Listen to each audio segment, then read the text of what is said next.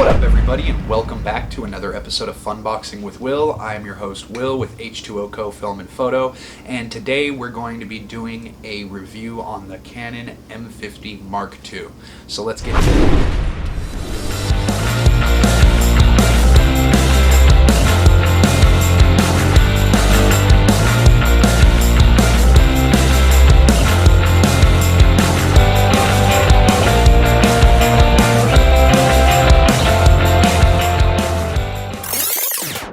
Alrighty, everybody, so we're back, and like I said, today we're going to be doing a review on the Canon M50 Mark II.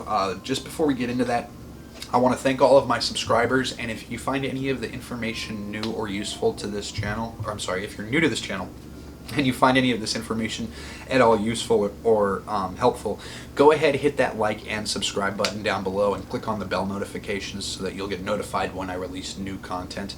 I'm always doing tech reviews on new film gear, camera equipment, microphones, tech, pretty much anything technologically related. So if you're into tech reviews, go ahead and hit that like and subscribe button. But today, like I said, we're doing a review of the Canon M50.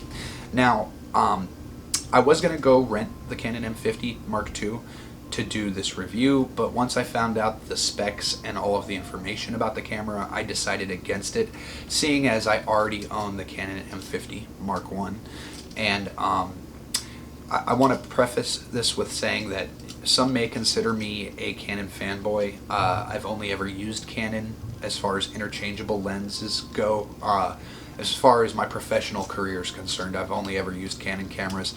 When I was younger, I owned a couple Sony point-and-shoot cameras, and it's not that I'm not open to using them, it's just I love the color science on Canon, and it's just what I've always used. So, that being said, I'm going to try to give you the most honest opinion I can about the camera.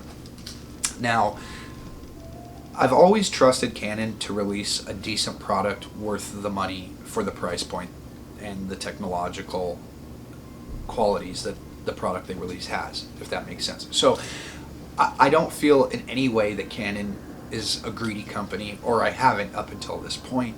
I'm very disappointed in this new camera launch. The M50, supposedly from what I've heard, has been the best-selling mirrorless camera that Canon has ever produced.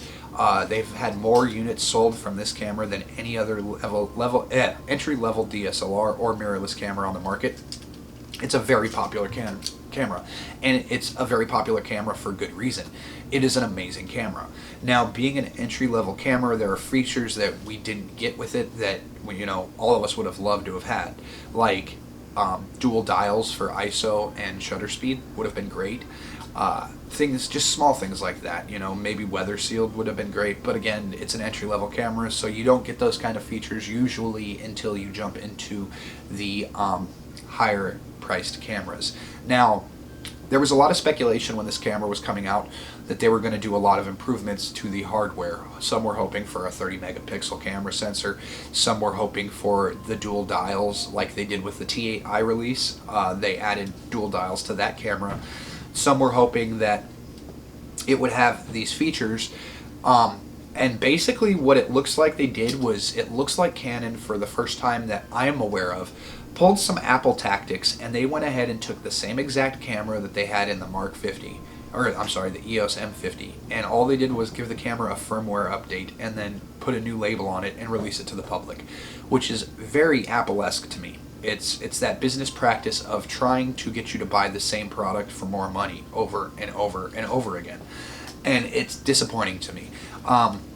There is nothing new about the Canon M50 Mark II as far as hardware is concerned. You're getting the same 21.4 megapixel sensor, you're getting the same Digic 8 processor, you're getting the same button layout, you're getting no secondary dials. Everything that was upgraded in the camera could have been upgraded to your M50 if you already own one by plugging it into your computer and downloading a firmware update.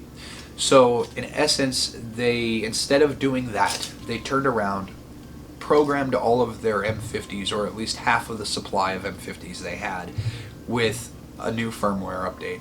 Then they slapped on a new label that says Mark II, and they sold it for $100 more than the Mark I costs. So If you don't own the M50, yeah, go ahead and buy the M50 Mark II. It's got upgraded, what they said it was updated version of dual pixel autofocus, and now it's a dual pixel autofocus 2.0, and the eye tracking as well are supposed to be relatively faster and more accurate, especially with moving subjects. Also, they gave vertical video to the M50 Mark II. So now you just turn your camera sideways.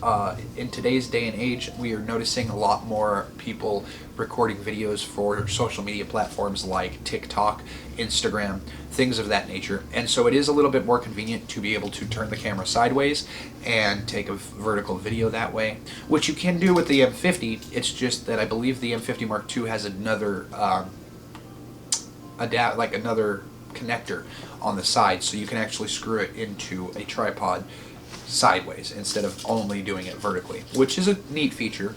And also, it has a record button now on the LCD touchscreen, much like they added to the T8i, where you don't have to actually press a physical button anymore on the camera to record or take a photo.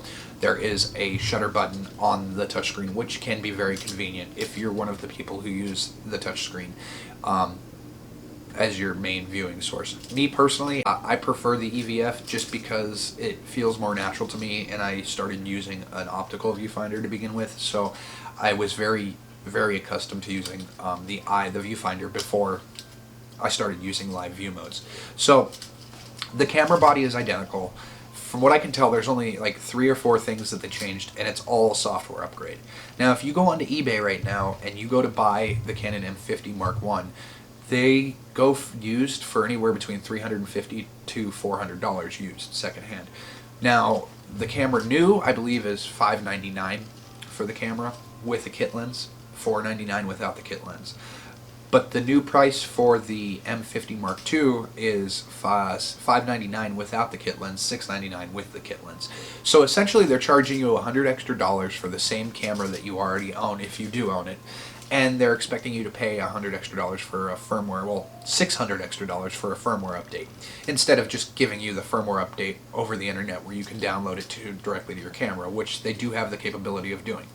Now, some of the other features they boasted about in the video and upon its release was that you can live stream with the camera now directly to YouTube, Facebook, platforms like that, which you can do with the M50. So essentially, they didn't do anything to upgrade the camera other than software upgrades, and I really feel disappointed with Canon for the first time since I've been a Canon purchaser. I will not be upgrading to the M50 Mark II, considering that I already own the M50, and my advice to you would be to do the same. Now, if you don't own the M50, yeah, it is a great camera, and to get those added firmware updates, I would say it's probably worth the extra $100 to go out and spend it on a newer camera. But again, if you own it already, do not upgrade to this next version. It's definitely not worth your money. And I'm going to be keeping a close eye on Canon now to see what kind of actual upgrades they offer in their new model of cameras in the future, just because, as I said, this is very Apple-esque for them to do. I have heard that the new iPhone 12 isn't going to be released with the phone charger. You're going to have to buy that separately.